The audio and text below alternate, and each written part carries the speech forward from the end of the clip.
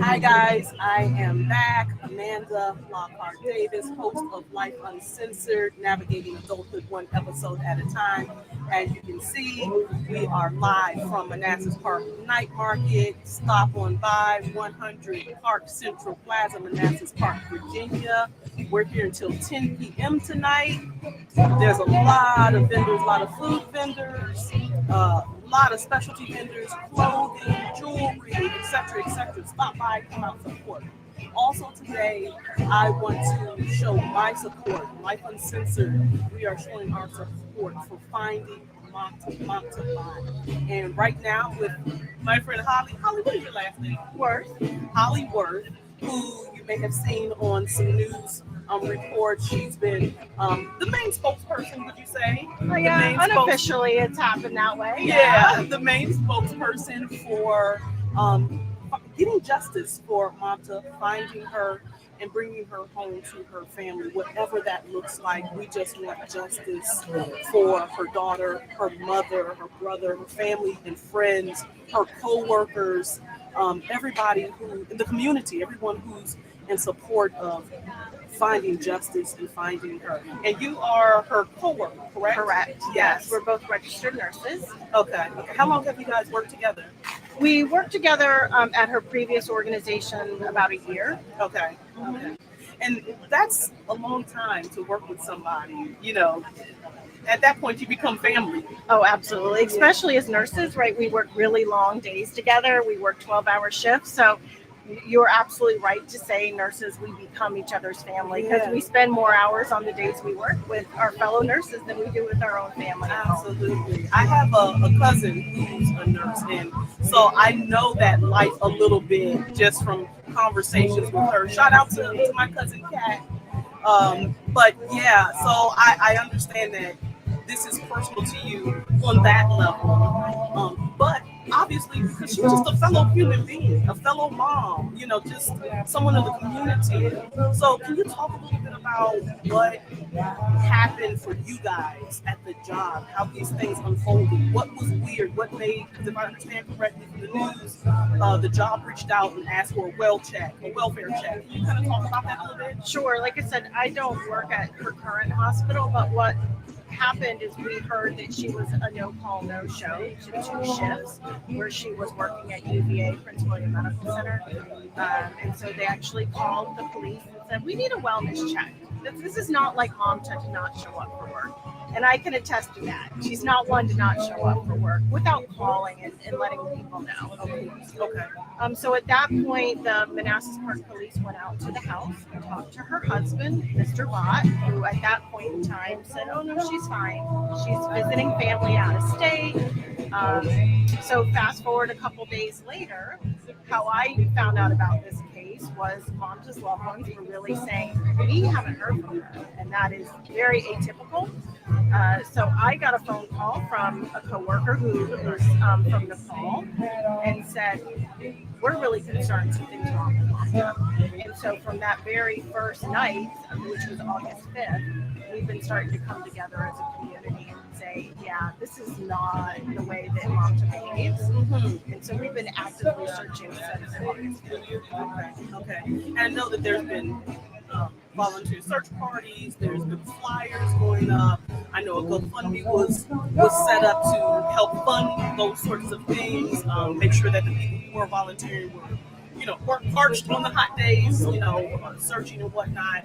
What did it mean to you when the police finally seriously, from our eyes? Because from the public eye, I know I'm speaking for myself here. You can speak to it if you want to, but for me, I felt like, why aren't we hearing anything? Why isn't more being done? But when it kind of opened up, like, oh, they are involved. What was that like? Was it like a sense of relief? Was it a sense of like, well, about time? Like, what was it? Yeah, I mean, I was pretty vocal that I was frustrated with the police, but as time's gone on and we've gotten to have a more clear communication with the police, I can tell you they've been working tirelessly, and there were things they just couldn't say out of respect for the case, right? Everybody is presumed innocent until otherwise, and the truth is They have to have evidence to get a search warrant. They have to get an evidence to seize like your laptop, your cell phone. And that was happening. We just didn't know it was happening out of privacy for the case. So right now, I feel absolutely confident that they are doing the best that they can to bring justice. And I was telling you, I ran into Holly this morning at the Staples. She was printing more flyers. I was printing out a flyer to make sure that I had out here with me today. She just a street and a half over from me. And I'm going to tell you, my heart sunk when they said Manassas Park. But then when they said Boone's Crossing, I mean, I can't tell you what that did to me. Even now, talking about it, I'm getting goosebumps. And quite honestly, I just felt like, oh my gosh, how did we not know something like this was happening right under our noses? Because our community is pretty tight knit. Just walking your dog, passing somebody, it's more than just a, oh, hi, good morning. You might stop and chit chat. It's a stranger, but we're just a really tight knit community. So I felt like, oh my gosh, I can't believe this was happening right under our noses. And we had no clue. And then as the days passed and more things came out, more evidence was revealed. I mean, hearing the helicopters overhead. Even yesterday, when they shut down Signal Hill Park for a few hours, every day for me has been like, okay, did they get something? Oh, did they find something? So that's how it is for me, and I'm nowhere near as close as you are to it outside of being her neighbor. How is it for you?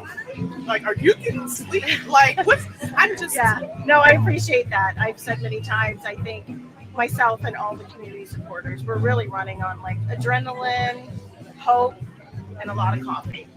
I mean, honestly, if you ever see me, I always have a giant Starbucks in my hand. But first, I want to back up and talk about your neighborhood because I live in Prince William County. I live in the city of Manassas. Okay. And I've been spending more time, for not a great reason, over in your community.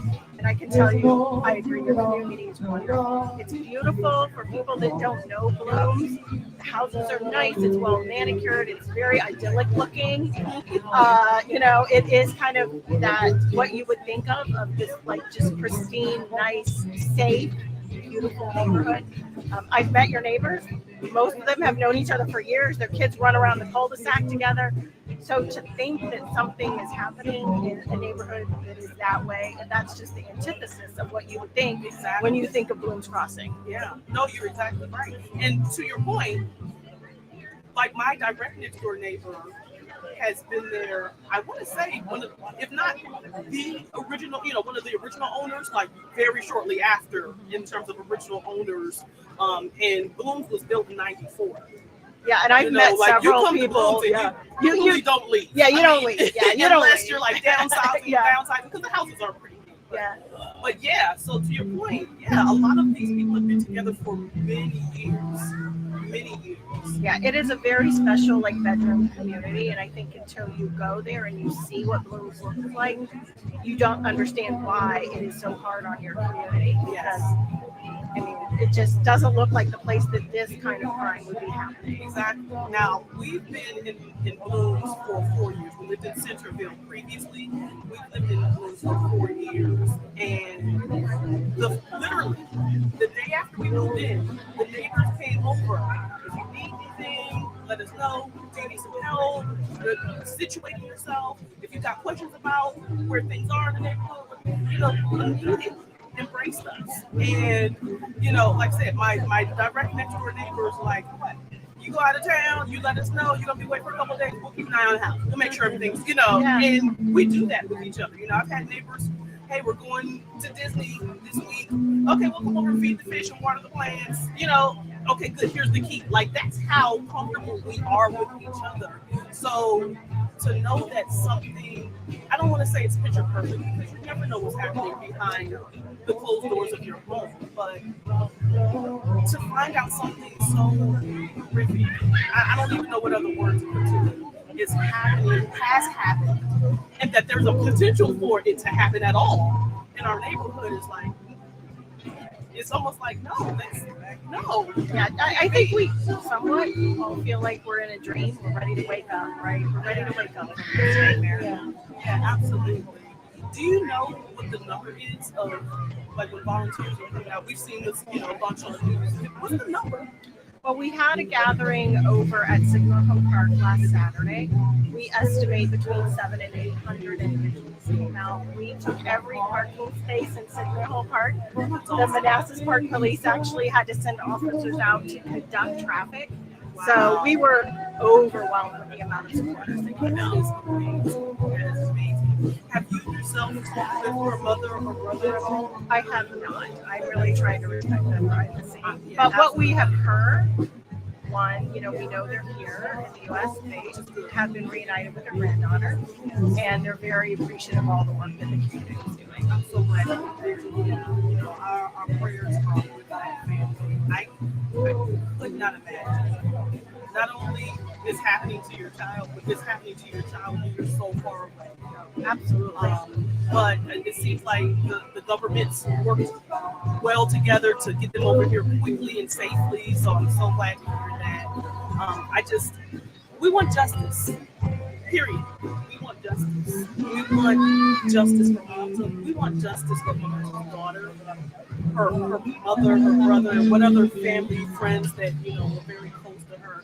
From everything that I've heard about Mamta, she had a huge presence on social media, TikTok, and whatnot. And she was one of those people that just lit up a room Oh, absolutely. whenever she came in. And you can totally see that just from her pictures. So I can't imagine what people felt in real life, And I hope that we find her, whatever that looks like.